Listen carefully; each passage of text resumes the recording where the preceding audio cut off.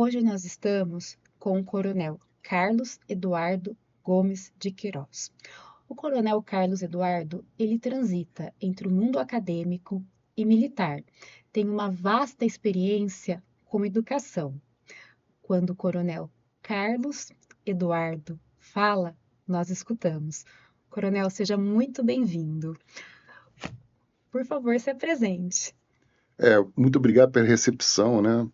É muito agradável estar aqui presente e da gente poder falar um pouquinho da nossa educação militar, né? Como você pediu, a gente vai fazer um pouquinho da nossa trajetória, né? Eu sou formado em bacharel em Ciências Militares e Administração pela Academia Militar das Agulhas Negras. Fui professor de Ciências Gerenciais na academia, né, nível superior. Fui professor de Química Aplicada na nossa Escola Preparatória de Cadetes do Exército. Nesse período que eu fui professor de Química, eu também contribuí um pouco com uma cadeira eletiva no Instituto de Química da Unicamp. Feito isso, eu já tinha uma experiência, uma formação em História e decidi fazer um doutorado em História em Portugal, onde eu acrescentei mais um pouquinho da vida acadêmica. A minha vida como professor, como docente, ela já faz aí há mais de 30 anos, chegando a quase 40 anos. E não só nas ciências militares, né, na própria escola preparatória, na academia militar, mas também em contribuições com o meio acadêmico, particularmente com a Unicamp. E é uma trajetória bastante rica, né? Eu sou de uma família de professores doutores, né, em Brasília particularmente. Então, assim, a educação permeou toda a minha vida, desde pequeno até os dias atuais. O que levou o senhor à docência? É uma paixão, uma paixão. Eu acredito que eu sou uma pessoa muito apaixonada. Eu tenho uma facilidade de gostar, de amar do que eu faço, né? Sou militar, sou de infantaria, uma arma bem tradicional dentro do exército, né? Que é propriamente dito, quem se imagina de soldado eu sou. E a docência ela veio naturalmente, porque nós passamos uma boa parte da nossa vida formando soldados. Então, desde a minha graduação, depois, obviamente, eu fui auxiliar na formação, participar da formação dos futuros oficiais, futuros chefes do Exército Brasileiro. Nossa, e o senhor formou muita gente importante, né? Que eu sei. Tem alguns da minha primeira geração de oficiais sendo formados, alguns já são generais, né? Isso Alto comando. já estão bem, já nos substituindo, porque é bom eu acho bem interessante a gente comentar que a gente não forma futuros concorrentes do mercado de trabalho. No Exército, a gente forma os nossos sucessores. Isso é muito bacana. Isso torna ainda mais apaixonante a nossa vida. Porque a gente sempre quer que eles sejam melhores do que nós, não? Esse é um sentimento que a gente tem que aprender em outras constituições, em outras instituições, em outras comunidades. Essa ideia de sustentar lideranças e você formar outras lideranças. Interessante essa aprendizagem que nós podemos ter. Agora, o senhor se acha, então, um professor vocacionado? Sim. Coronel, professor, a gente vai transitar entre esses dois termos, eu peço desculpas. Fique bem à vontade, né? Porque é uma realidade, É uma né? realidade. É uma realidade. Como eu disse, é uma paixão. Dois sacerdócios, né? Militar e professor. Agora, eu tive a oportunidade, o privilégio de conhecer a Escola de Cadetes, o senhor nos apresentou, e lá é uma formação muito elitista, e eu não estou dizendo isso com base em algum tipo de crítica, não, eu acho que nós temos que ter essa formação no Brasil. Agora, o que a escola pública pode aprender com o que vocês realizam lá, na opinião do senhor? A gente tem uma educação elitista, assim, é uma educação muito focada, né, na metodologia, muito focada nos objetivos didáticos, paradidáticos, mas a gente permeia toda a sociedade brasileira. A gente tem alunos do norte, do sul, do nordeste. Eu mesmo, né, como filho de militar, apesar de ter nascido no Rio de Janeiro, vim do Ceará em de 1980 para 1981. De que região o senhor veio? Vim do Ceará mesmo, Mas Fortaleza. Ah, tá. Fortaleza, né? Uhum. Então a gente recebe de todas as camadas sociais. Isso é muito bacana. Essa riqueza, né, de contato, e eles convivem de forma interna, né?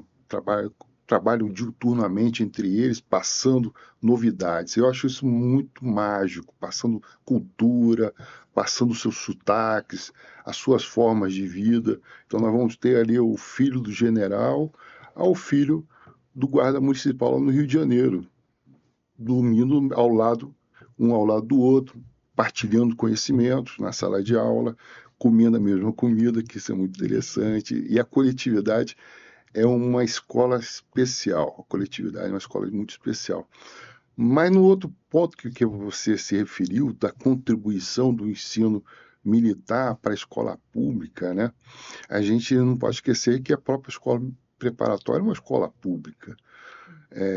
Mas a gente tem muita coisa para passar, mas muita coisa. Se a gente pudesse contribuir, talvez adiantando um pouco do que você possa perguntar no futuro, um dos meus sonhos é poder, do que eu estou coletando agora sobre o uso da inteligência artificial em sala de aula, nas práticas didáticas, das pedagógicas também muito importante, é poder passar isso para a escola pública. Isso é um sonho.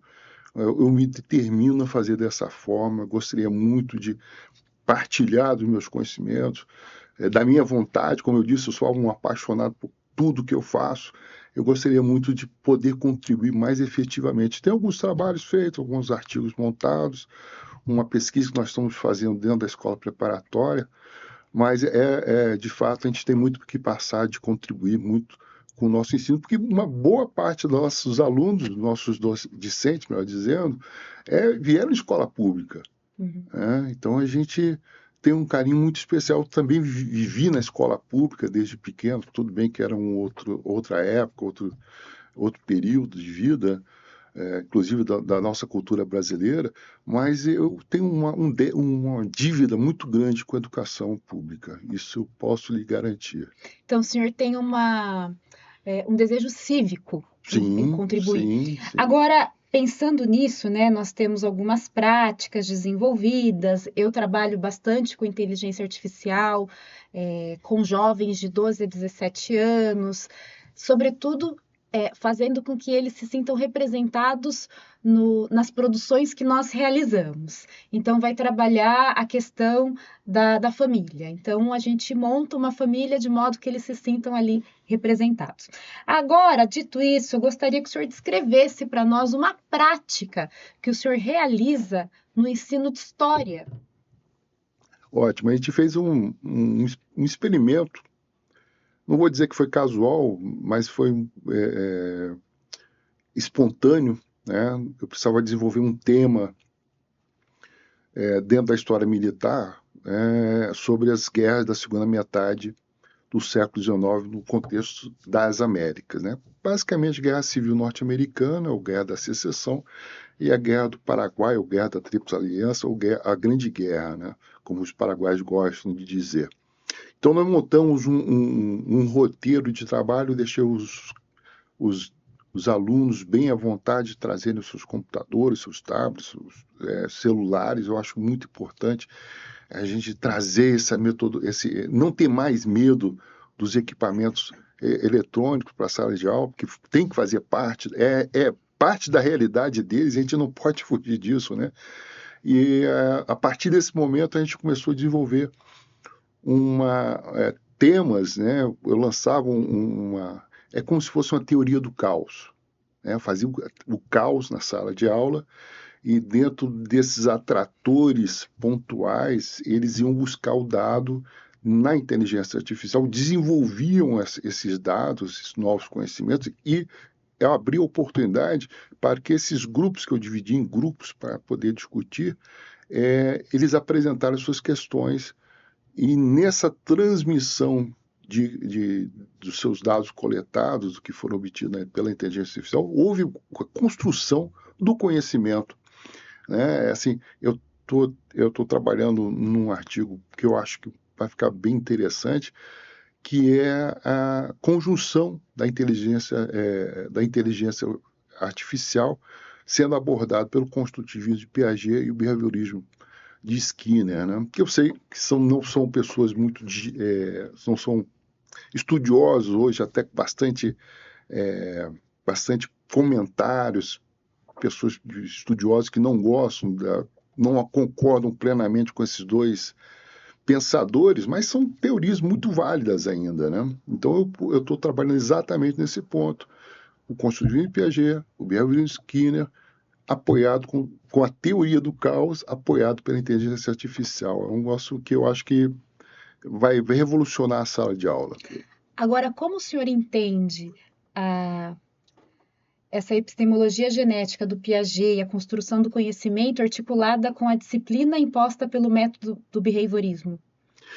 O behaviorismo a gente vai muito mais na questão Da repetição, não, assim, do condicionamento. do condicionamento, claro, Mais do nesse quesito, né? condicionamento. Eu acho que ele é muito, muito rico nesse aspecto, viu? Assim, é, é uma discussão que a nossa último concurso de admissão, a gente buscou dos candidatos o que eles pensam sobre o uso da inteligência artificial na educação, né? Então, todos os candidatos que fizeram o nosso concurso puderam se debruçar sobre isso. E uma coisa que a gente pode, a grosso modo, entender que é uma realidade, né? Uma realidade que a gente não pode ter medo. A gente tem que enfrentar. E uma das formas da gente, eu acho que enfrentar não fica muito apropriado, mas que a gente tem que conviver e aproveitar ao máximo. Então, a gente poder condicionar o aluno no aspecto da busca da informação, eu acho que é muito mais interessante.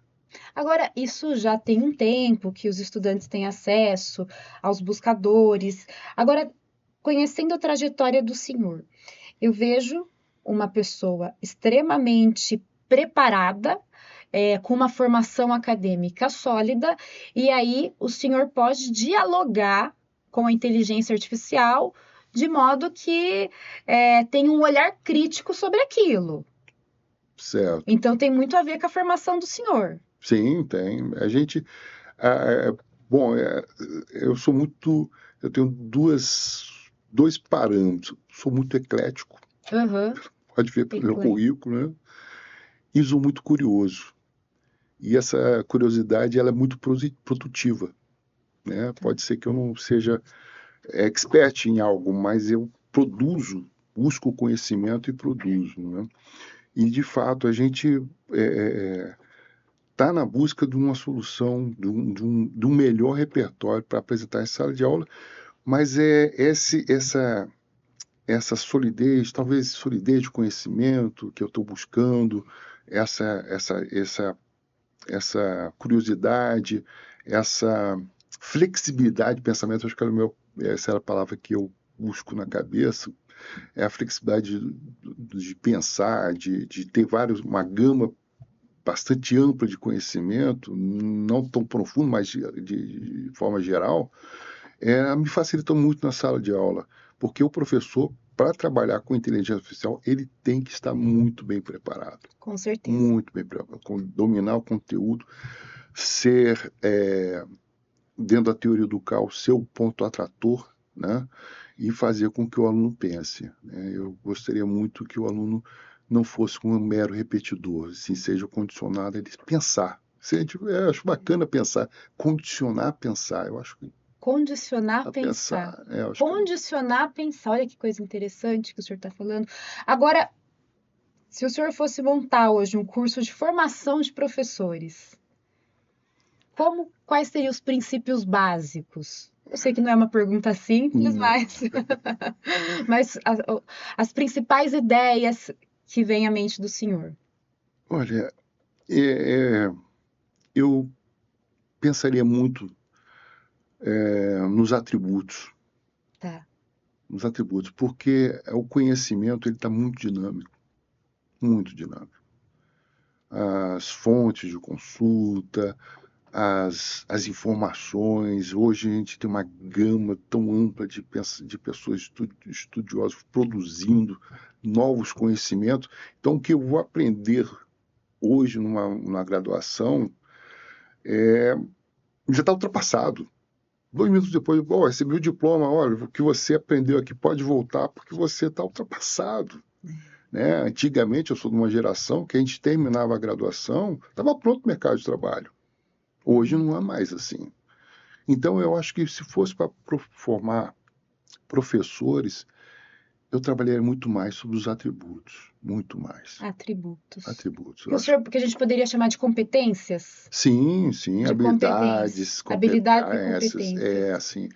E seria muito genérico, muito genérico. Letramento digital. Sim, é fundamental. É Letramento fundamental, digital óbvio, né? A gente começa no óbvio já. É. isso é tão básico, né? E Mas infelizmente, ao mesmo tempo, é assustador, né? assustador, assustador. Mas ao mesmo tempo, como que eu vou identificar, pensando por esse lado, que a informação ela está muito acessível, como que nós poderíamos educar para que não caíssemos em falácias, né? Em falsas ideias, numa história estereotipada, sem dualidade. As narrativas elas estão muito, no geral, eu acho que as narrativas elas estão muito polarizadas.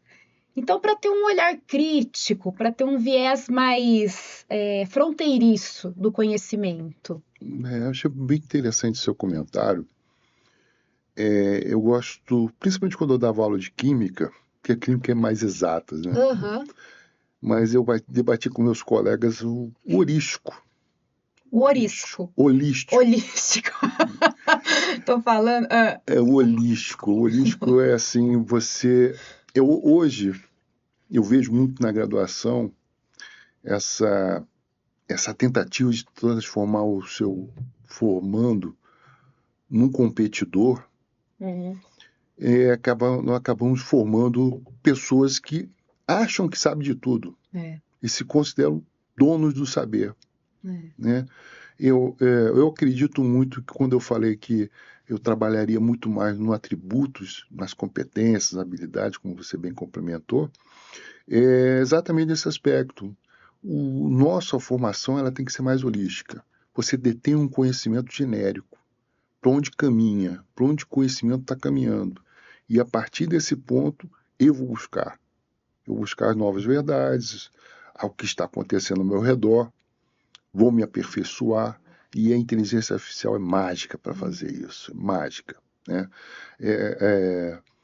Essa possibilidade de você fazer com que o seu docente, seu discente, seja uma pessoa capaz, né, de buscar o conhecimento, é mais importante do que fornecer o conhecimento. Né? Não deixar, olha, a verdade é essa, não existe mais verdade. Agora o senhor está numa condição na escola de cadetes que é um momento no qual os estudantes estão ali se decidindo. E como que o senhor ajuda a fazer com que eles entendam suas vocações? Olha, bom, o nosso aluno, ele meio de já direcionado, né? Tá. Olha, é um concurso muito específico, por uma camada da sociedade muito específica, e você vai enfrentar uma série não dizer obstáculos, mas vai se submeter a uma nova jornada completamente diferenciada da que você vivia, que seus irmãos, muitas vezes seus pais viveram, né? Um novo mundo. Eu acho muito interessante dizer, lembrar que até o padre é um militar. É um Isso. ambiente tão exclusivo que até o padre é militar. Mas eu tento buscar nos meus alunos, nas salas de aula, essa paixão pelo conhecimento. Assim, olha, vocês serão militares, né? Como o Samuel Huntington fala, que nós somos os administradores. A violência é uma prerrogativa do Estado. E os militares, particularmente os oficiais, são os administradores dessa violência. Mas nós não somos mais um exército resignado para o combate como foi no período da Segunda Guerra Mundial. Hoje o contexto das guerras está absolutamente fora do controle do poder militar. Então, o oficial, ele tem que ter na mente dele que ele tem que ser muito flexível, muito preocupado com questões de assuntos civis, morais, éticos, ambientais, muito preocupado com todos esses aspectos, né? Porque a repercussão é muito grande. Hoje você filma o soldado dentro da trincheira. Você tem o drone filmando você combatendo, né? Isso está passando para as pessoas, está num podcast 2 minutos depois, está no jornal segundos após, como aconteceu aí está acontecendo na guerra na Ucrânia e até mesmo na faixa de Gaza, completamente diferente. Meu pai esteve na faixa de Gaza em 1957 no contexto da Guerra do Suez. Um mundo completamente diferente. Né? O que acontecia no campo de batalha ficava no campo de batalha. Hoje não é mais, hoje vai para a tela, hoje vai para milhares de pessoas. Né? Então você já não é mais, não pode ser mais um soldado voltado exclusivamente para a violência que o Estado lhe atribuiu. Que o Estado lhe atribuiu. Exatamente. Então, o senhor está dizendo, né, que o senhor da guerra não está no quartel. Não está no quartel. E já faz um tempo. Já não está mais. Já não está mais. São guerras desenhadas em mesas decisórias. Sim. Isso faz lembrar algumas músicas dos anos 80, né? Em que atribui-se aos generais, né? Suas fardas bonitas, medalhas reluzentes, a culpa da guerra. Mas a guerra nunca foi uma decisão militar, sempre foi uma decisão política. Mesmo que tenha sido conduzida por um militar, mas sempre foi uma decisão política. E como eu escrevo na minha tese de doutorado de história, e é uma coisa que muitas vezes ele não coloca no papel a sua decisão política. Né? Assim, por que o Brasil foi para a guerra para a Itália? Por que foi? Foi uma decisão política. Né? Não foi uma decisão militar, foi uma decisão política. Vargas tinha sua motivação e ele nunca colocou no papel. Né? Então, de fato, a guerra não está, a violência não está mais no quartel. Por que o contraditório é apagado da nossa história? Foi apagado, está voltando. Eu acredito nisso. Hoje a gente tem uma gama bem, digamos assim, latente, um número de historiadores que estão aí já se apresentando com o contraditório, com a demonstração de que a história tem várias faces, né? E que se por um lado aquilo foi cometido, tudo teve o seu motivo, né? E às vezes aquilo que está no senso comum nem sempre é a realidade. Né? E como eu disse, eu tenho antepassados que participaram da Guerra do Paraguai, ou Guerra da Tríplice Aliança, eu tenho passados que participaram da Guerra do Contestado, né? Meu pai na Guerra do Suez, eu estive no Haiti. Então a realidade assim, ela tem duas.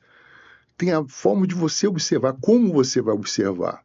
Né? A gente estuda muito na história as escolas análises, que elas colocaram prismas, né? ou formas de observar a história. Isso foi muito importante por um bom tempo. Mas hoje nós já estamos um pouco saturados disso. Né? A gente está buscando o fato histórico. Porque a história ela é feita por pessoas com suas virtudes e principalmente com suas vicissitudes, né? Assim, não temos heróis absolutos, Superman, Capitão América. Nós não temos. Temos pessoas com seus problemas. É admirável Dom Pedro I, mas ele tinha vários problemas pessoais, mas ele é um cara adorado em dois continentes, né? Ele inclusive foi até proposto para ser o rei da Grécia.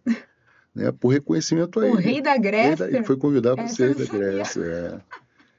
Sempre surpreende Dom Pedro I. Dom Pedro I, ele viveu 36 anos. Ele foi, em Portugal ele é conhecido como o rei guerreiro. Né? E é cheio de defeitos. Mas talvez esses defeitos fizeram o que ele é hoje para a nossa história. Né? Não nossa história, como a história de Portugal. Eu acho que essa é uma característica muito própria da nossa cultura, do nosso povo, o enfrentamento do contraditório, o anti-herói. Macunaíma está aí para nos lembrar. Além de Dom Pedro I, que figura emblemática, agora eu vou perguntar para o historiador, o senhor acha que representa essa nossa característica contraditória? Olha, eu vou buscar um pouco na história de Portugal, porque depois que você passa por lá, você entende que a história de Portugal é a história do Brasil. Uhum. Eu vou buscar no Marquês de Pombal. No Marquês de Pombal, É uma excelente. pessoa assim, é odiada aqui e lá, mas Odiada aqui e lá. e aí lá ele tem uma praça que é uma referência em Portugal, né? A Praça Marquês de Pombal, uma grande rotatória, uma grande rotunda, como dizem os portugueses.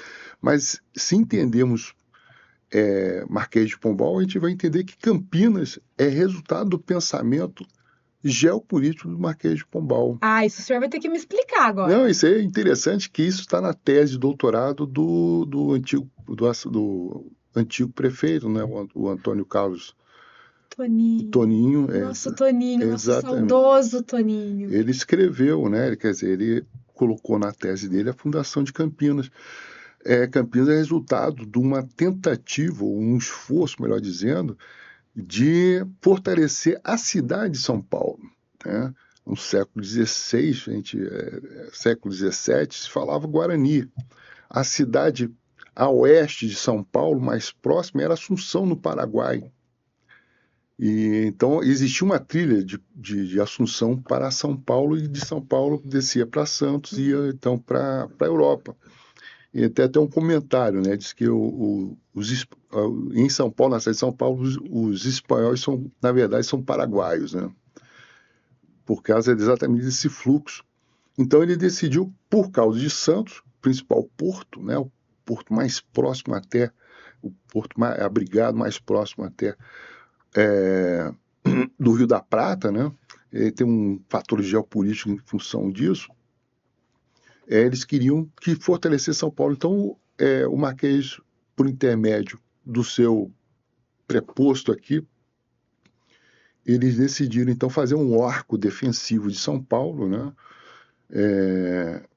Por cidades que deveriam fornecer massa humana para trabalhar em São Paulo, principalmente para defender São Paulo. E esse arco desenhado por esse preposto, o Morgado Mateus é uma outra figura bastante importante. Onde fica esse preposto? O preposto era uma pessoa que ele colocou para cuidar desse trabalho. Achei que era um lugar, um arco alguém escolhido por ele para cuidar desse aspecto. Desculpa. Não, fique tranquila. É que eu tô tão animada com essa história. A gente aprende na escola, então os bandeirantes vieram para Campinas. Aí fundaram ali na igrejinha, com todo respeito, lá na do Carmo, o Barreto Leme, fundou uma Sesmaria. Essa história que a gente aprende na escola e que a gente ensina. Não é totalmente errada, ela tá, não é isso, não fundamentada, aquilo, né? É fundamentada, tem seu... Mas essa história aí é novidade. Pois é. E aí, o que ele fez? Esse arco defensivo de São Paulo, existia uma trilha para as Minas de Ouro de Goiás. Aí ele falou assim, olha, na interseção dessa trilha do ouro para Goiás e esse arco defensivo de São Paulo, funde-se uma colonização. Então o Barreto Leme, ele não foi o fundador, ele era diretor de uma empresa de colonização.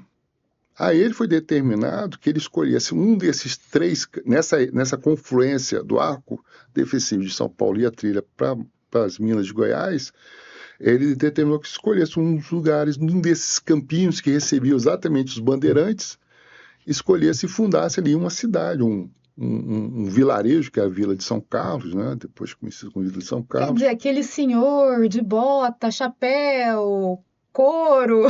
Esse foi muito Barreto Leme, não. Que a gente aprende na escola, no livro. Ele era um empresário. Ele era um diretor de uma companhia. Campinas foi fundada por empresário. E assim, e a visão de ser um ponto de geopolítico transformou Campinas no que é hoje. No que é hoje. Essa potência. Essa potência. Prosperidade, essa... assim, é nada mais, eu diria, do que um ponto de interseção entre o interior rico, né, do ouro, Interseção. do agronegócio, com um grande centro econômico que se tornou São Paulo. Então, Campinas articula exatamente isso aí. Por isso que temos aí o aeroporto de Viracopos, E né? hoje tecnologia, né? Exatamente, tecnologia está exatamente nessa transição entre a produção Nossa. e o financiamento.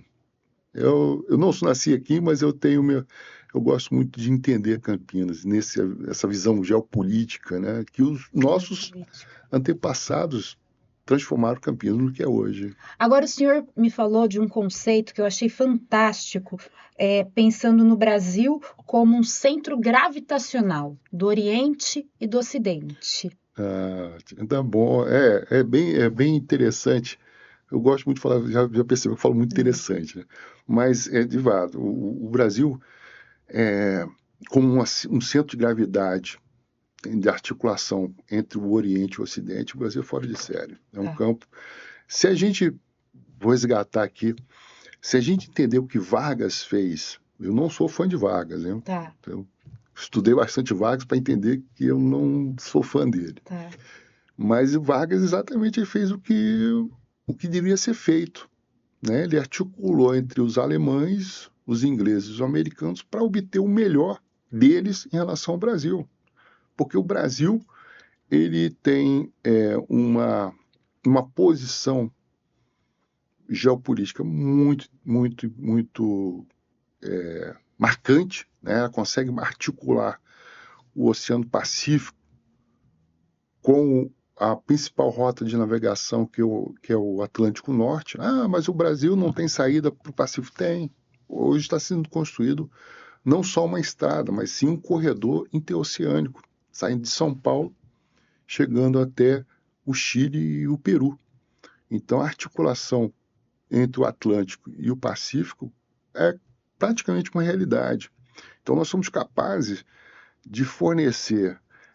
No Exército, a gente fala sobre a logística, né? A gente fala assim, bem a grosso modo. Você tem 3 bocas para alimentar. Então, a logística é a arte dos generais, né? A logística.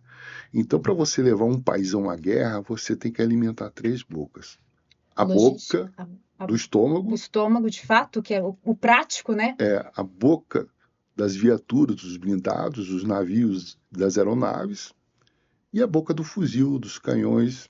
Né? Entendi. Então, o Brasil ele atende praticamente 20% da população mundial só com alimentos. 20%? O Brasil é um celeiro, então. Um celeiro. Um celeiro mundial. O Brasil tem muito provavelmente o maior parque industrial do hemisfério sul. Hoje nós temos centros universitários capazes de produzir tecnologia de grande relevância, né? E assim, não é centros acadêmicos concentrados em São Paulo, Campinas, não, tem no Federal de Pernambuco, no Ceará, Manaus produzindo tecnologia, o Rio Grande do Sul produzindo tecnologia, cada um na sua expertise, que às vezes a gente não para entender.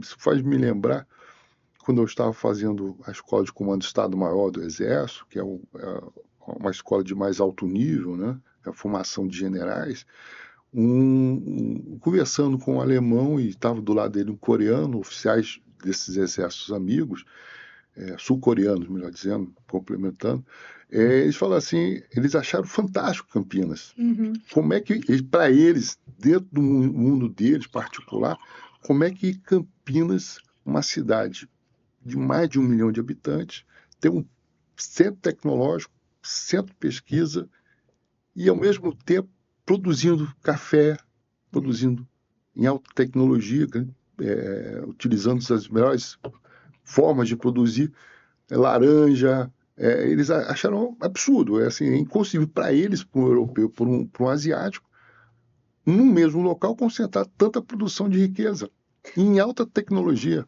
O senhor falando, não me lembro de também, não transitei os Estados Unidos e o Canadá inteiro, né? Mas pela experiência que eu tive também, lá você tem cidades com universidades, cidades muito interioranas também, né?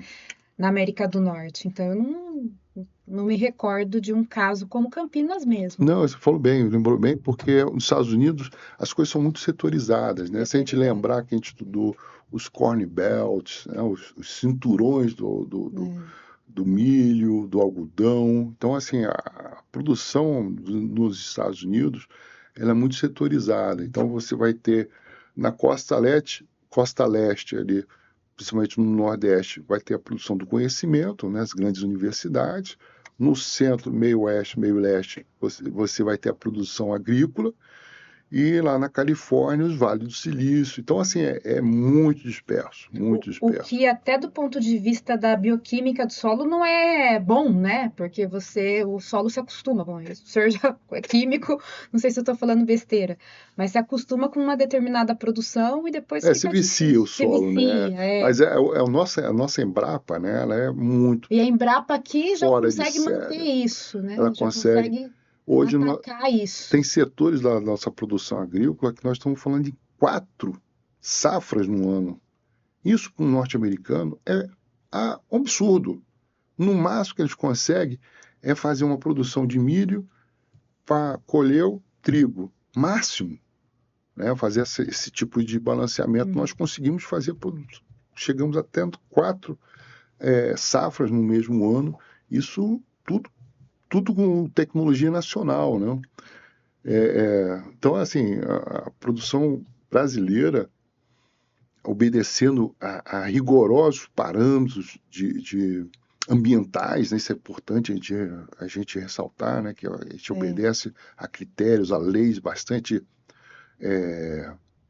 corretas, né? Sobre a licenciamento ambiental, mas a gente produz uma infinidade de produtos. A gente não é só exclusividade com os cinturões norte-americanos ou com a agricultura francesa, né? Que seriam os grandes rivais do Brasil na produção de alimentos. E, por outro lado, né, a gente falou muito da barriga, da boca do estômago, né, a gente tem hoje umas estruturas que a gente chama de base industrial de defesa. Sim, Né? sim, com certeza. Então, é muito comum das pessoas falarem assim, numa provável guerra entre o Brasil e a Venezuela, o Brasil só teria munição para 5 minutos. Não sei se é verdadeiro esse Deixa fato. abaixo. O segredo do sucesso é o segredo, né? Mas a grande diferença é que nós produzimos. Nós produzimos. Nós temos uma base industrial de defesa muito importante. Hoje a Embraer ela produz aviões de alta tecnologia. Hoje ela incomoda uma Boeing, um Airbus, incomoda sobremaneira, né? Uma Bombardier canadense. Hoje nós temos produção de blindados, viaturas operacionais, buscando novas tecnologias. Brevemente, a Embraer está produzindo os caças Gripen, já estão começando a produzir os Gripen no território nacional e num processo bastante avançado de industrialização de nossas turbinas, de termos aviões movidos por turbinas nacionais. Isso é um salto tecnológico absurdo. Hoje, nós temos já mísseis que alcançam 300 quilômetros. Agora, me ocorre uma seguinte pergunta, eu quero saber sua opinião, Coronel, como cidadão. Eu sei que não é a sua especialidade. Agora, um país com tanto desenvolvimento, com tanto potencial, com tantos recursos, por que que a nossa renda está tão baixa? A gente estuda muito o custo Brasil, né? O custo Brasil ele é uma realidade que já está aí conosco a partir do momento que a gente resolveu abraçar uma revolução industrial, né, que foi nos anos 50, com Juscelino Kubitschek, e essa revolução industrial, por não ter sido espontânea, ela teve que ser financiada. E saiu de um período de sermos a 48ª economia do mundo, passar agora, hoje, a 15ª economia, já estivemos na 5ª posição de maior economia do mundo, né? Mas o nosso custo Brasil ele é muito pesado. Imposto. Muito pesado. Assim, um bom dado a gente entender esse peso é o nosso poder de compra. Isso. nosso poder de compra ela decaiu. Hoje nós somos a 83ª economia pior, vamos dizer, melhor economia, a 83ª melhor economia, né, em relação ao poder de compra. Isso é muito desestimulante, muito desestimulante. Então você trabalhar, empenhar seu suor, seus conhecimentos, as suas habilidades e não ter poder de compra, né? Ganha bem, mas em compensação, o Estado brasileiro ele tem que entender que a revolução industrial ela já aconteceu no Brasil. Nós já temos um parque industrial. Hoje o que nós precisamos é pensar no futuro do Brasil. Então deixar de ser um Estado pesado. Eu não sou anarquista, né? Pelo contrário. Mas, até porque somos Estados, né? Exatamente, somos representantes do Estado. Né? Mas a gente precisa modernizar o nosso Estado. Modernizar, entender que nós estamos numa outra fase. Torná-lo mais eficiente, utilizar a inteligência artificial, equacionar recursos, né? Eu acho que seria muito, muito interessante a gente comentar. Vamos dar oportunidade para o brasileiro participar, assim, da evolução do Brasil. Né? Vamos dar oportunidade. Nós temos tantas pessoas capazes, uma cultura de empreendedorismo absurda. Né? Uma versatilidade, uma gana, né, de produzir, de vencer. Eu acho que a gente precisava mais escutar o nosso povo. Eu acho que sim. O povo brasileiro tem muito que passar para a gente. Agora eu fiquei curiosa de fazer uma pergunta para o senhor, muito respeitosamente, né? Na educação a gente atua muito na fronteira, no público e no privado, e eu tenho muito orgulho de falar que eu atuo no público e no privado. Eu sou uma professora, eu não sou coitada, eu pago minhas coisinhas, compro minhas coisinhas, meu café é superfaturado, adoro. O que os militares poderiam contribuir para melhorar também as condições? Porque eu acho que tem que melhorar para todo mundo. Eu comandei um batalhão em Jataí, Goiás. Que é uma Jataí? Meu pai jogou em Jataí. Ah, é? E foi o primeiro concurso que eu cheguei quase a prestar na universidade lá. Fantástico. Um lugar assim.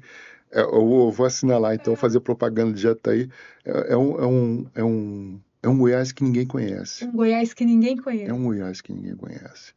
Né? O pessoal fica muito ali no entorno de Brasília pensando que aquele é Goiás. Não, Goiás é muito bonito, é fantástico. Eu não conhecia, tive a oportunidade, eu diria que até entrei, apesar de conhecer o entorno, em função do trabalho, conhecer um pouco o entorno de Brasília, mas sim, tenho compreensão que aquilo não é Goiás, eu entrei pela porta da frente de conhecer Goiás exatamente por Jataí.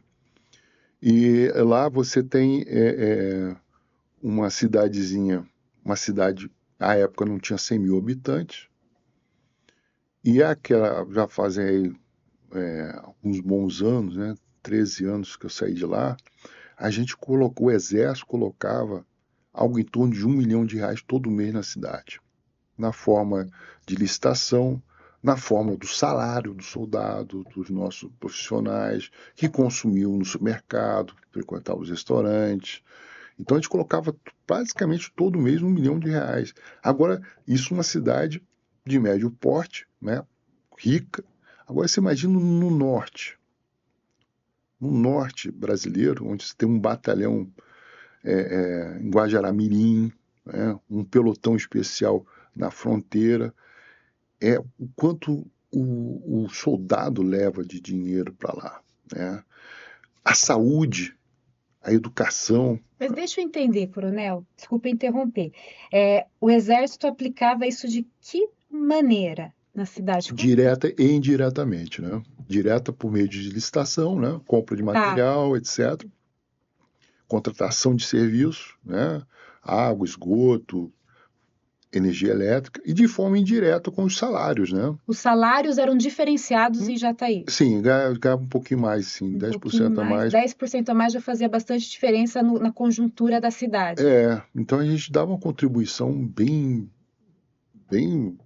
considerável. Eu cheguei a conversar uma vez com o prefeito, né, de Jataí, exatamente sobre esse aspecto, né, da contribuição à economia, na vida econômica da cidade. de forma direta e indireta. Então a gente tem batalhões, unidades do Exército pelo Brasil inteiro. Tá. Isso é uma forma de incentivar a economia local. Agora, o impacto disso no orçamento, porque estamos falando de um PIB aí enorme, de um orçamento enorme no Brasil, enfim, qual que é o impacto disso no orçamento para escalonar isso? Olha, não tem estudo. Não dá para afirmar isso agora, enfim.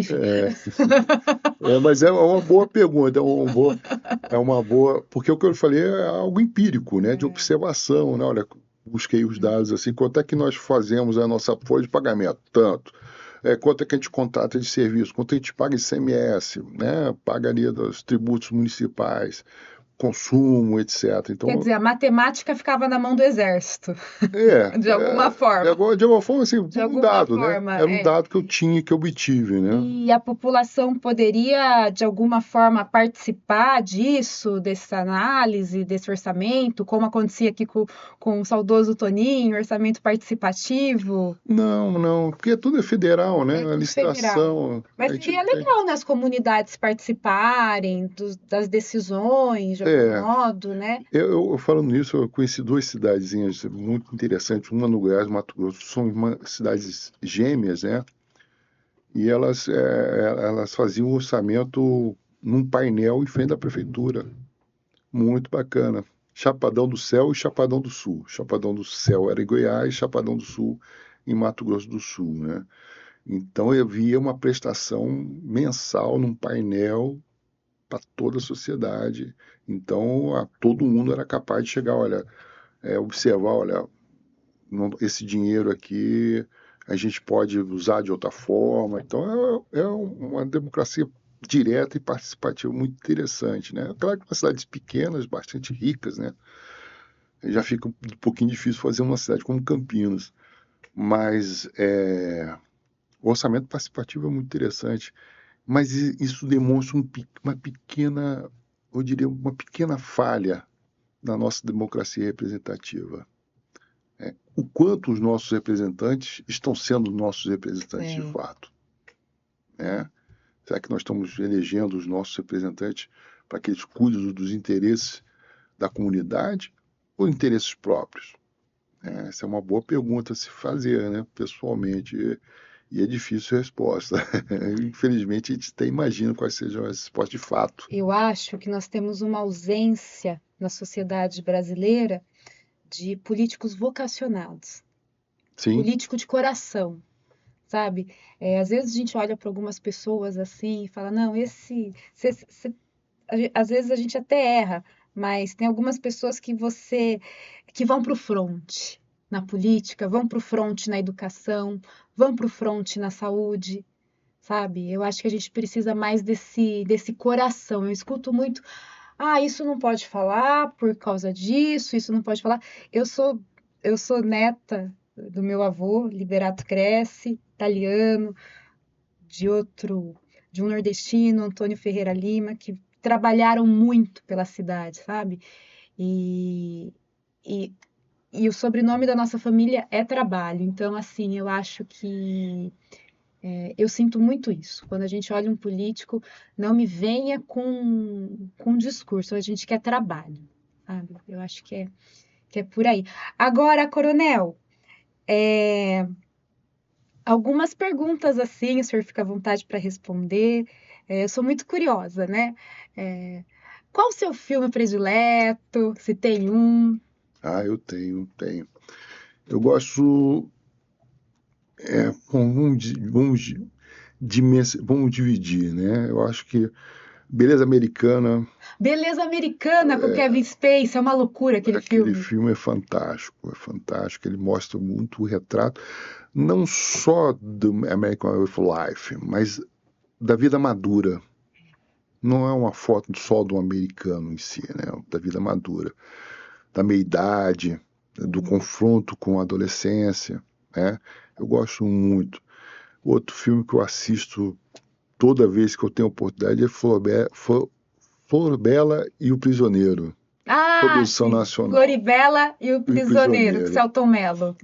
Selton Mello, como é que é o nome da menina? Acho que é Fala Bela, não. é, Débora Débora Falabella. Falabella, Eu acho nordestino lindíssimo. Isso maravilhoso. puxa muito da minha vida, né? Uhum. Eu digo assim, minha filha, quando eu vou para o Ceará, eu falo assim, agora você vai conhecer minha família morena.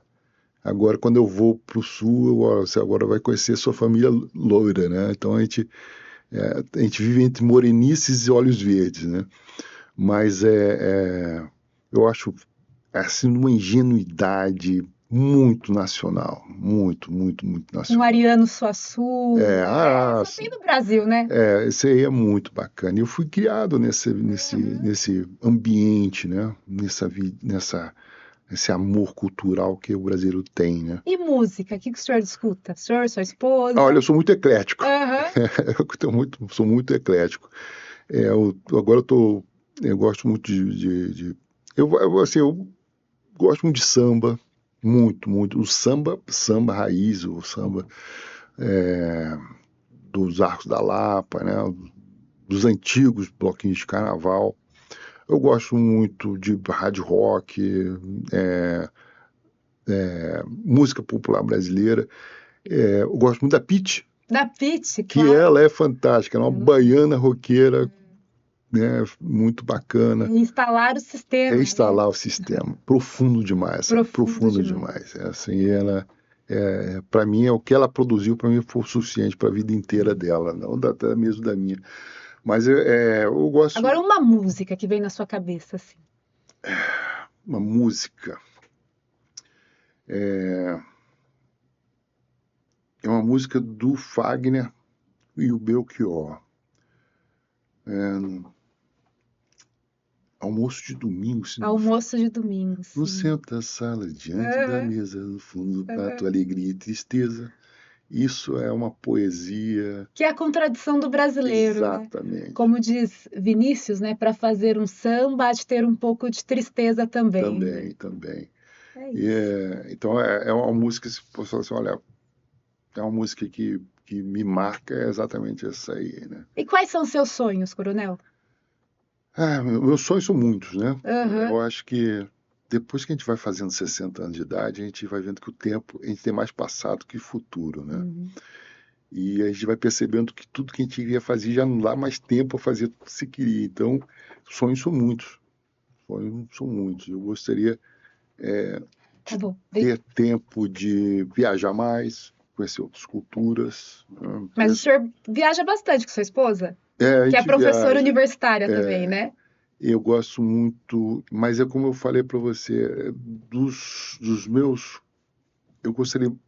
Uma coisa que eu conversei com ela, converso com minha esposa, é que a gente chegou numa fase da vida que a gente tem agora que passar, por obrigação, o que a gente amealhou durante todos esses anos. Então, como eu falei, eu gostaria muito de abrir um curso, ou ser mentor, ou sei lá, como queiram falar, né? Da gente implementar a inteligência artificial nas práticas de dados pedagógicas. Isso aí seria um sonho a ser um ideal que eu buscaria, né? E eu conciliar também com essas viagens, de continuar viajando, de viajar mais, conhecer mais O lugares. senhor já imaginou um curso para nós atacarmos o analfabetismo funcional no Brasil com celular e inteligência artificial? Sim, possível. Agora, a gente talvez muita gente não goste desse meu comentário, mas a metodologia freiriana aplicada no celular seria uma mão na roda. Metodologia freiriana. Eu sei que muitos odeiam, né? Outros adoram Freire, né? Mas é a Se a gente metodologia. articular com o ambiente, a la Skinner, Pois é, fantástico, né? Você poder. nós vamos sair daqui e vamos mandar a gente para o CAPS, Coronel, porque a gente está articulando Piaget, Skinner e Paulo Freire. Então, seria mais ou menos isso. Eu acho que Excelente, seria muito bacana, muito excelente, bacana. excelente. Coronel, em nome da prefeitura, Eu agradeço imensamente o seu tempo, o seu conhecimento.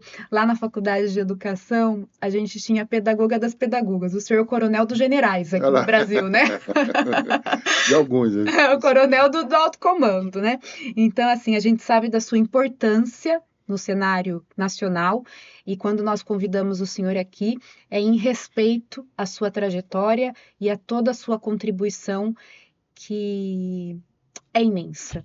O senhor falou aqui da história da nossa cidade, o senhor falou aqui do nosso espaço fronteiriço entre Oriente e Ocidente, o senhor nos contou também sobre como vocês, militares, têm conduzido a educação com a inteligência artificial. Então, eu deixo aqui a minha gratidão e todo o meu respeito ao que o senhor representa. Olha, eu fico muito lisonjeado, primeiro, né? Porque às vezes a gente não tem tempo para pensar, mas o que eu estou fazendo, né? As coisas estão acontecendo de forma tão rápida. A gente, de fato, a gente conversando aqui, a gente permeou por tantos assuntos, né? Mas agradeço a oportunidade de apresentar um pouquinho da nossa educação militar, que é conduzida nas escolas militares, né, pelo Brasil inteiro. Se a gente lembrar, as primeiras escolas que surgiram no Brasil ainda no século XIX, no século XVIII, 1792, tirando, obviamente, o trabalho dos nossos jesuítas, foram as escolas militares, né? Acabaram gerando aí o Instituto Militar de Engenharia, a Universidade Federal do Rio de Janeiro, a Universidade do Brasil e a nossa própria Academia Militar. E a gente tem muito que contribuir. Ainda eu espero que a gente consiga substituir, transformar, diminuir um pouco as ideologias e aumentar aí o idealismo. Eu acho que a gente estaria num bom caminho. E com esse recado do Coronel Carlos Eduardo Gomes de Queiroz, reduzir as ideologias e aumentar o nosso idealismo. Um idealismo que é contraditório e vocacionado ao trabalho sério que nos constitui enquanto brasileiros. Eu agradeço imensamente a sua presença e fica aí esse espaço de portas abertas para que nós possamos continuar esse diálogo. Muito obrigada. Muito obrigado, eu agradeço também.